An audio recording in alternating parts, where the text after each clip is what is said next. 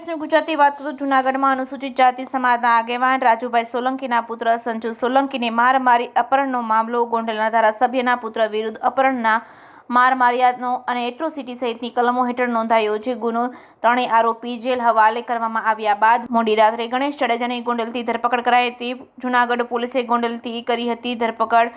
Local crime branch ખાતે રાખવામાં આવેલ છે. જૂનાગઢ પોલીસ દ્વારા ઓળખ પરેડ બાદ અટક કરી આગળની કાર્યવાહી હાથ ધરવામાં આવી હોવાનું સૂત્રોમાંથી જાણવા મળ્યું છે. તાજેતરમાં જ આ મામલે જસદણથી 3 ઇસમોની કરાઈ હતી ધરપકડ.